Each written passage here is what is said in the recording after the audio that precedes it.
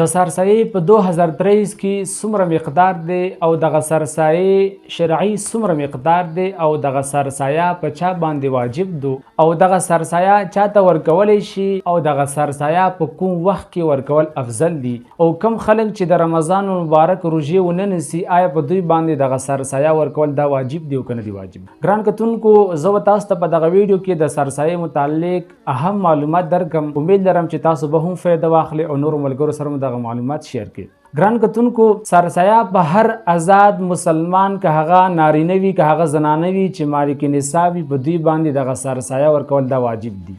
نصاب 52 تولې چاندي یا د هغې برابر قیمت چې دغه مسلمان سړي سره یا ښځې سره موجود وي او دغه د حاجت اصلي نه سوا وي نو په دغه صورت کې بیا په دغه مسلمان سړي باندې یا ښځه باندې سرسایه ورکول دا واجب دي. د سرسایې چې کوم شرعي مقدار دی هغې کې شریعت چې 4 اشیا ښودلي دي: غنم، وربشې، وچه میوه او کجوري.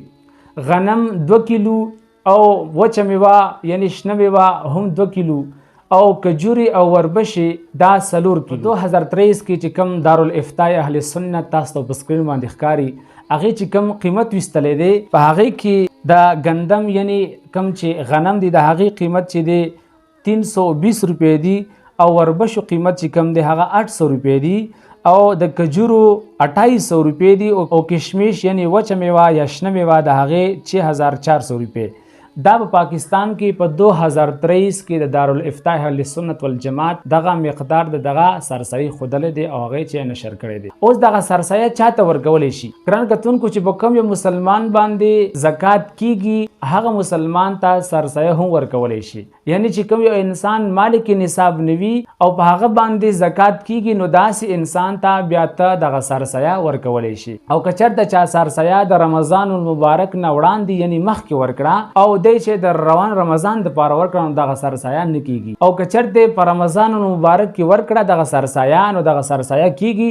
خو افضل دادو چې د اختر په ورځ باندې چې کله سحر شي په تا باندې سرسایه ورکول دا واجب شل د اختر لمونځ نه مخکې دغه سرسایه ورکول دا واجب دي.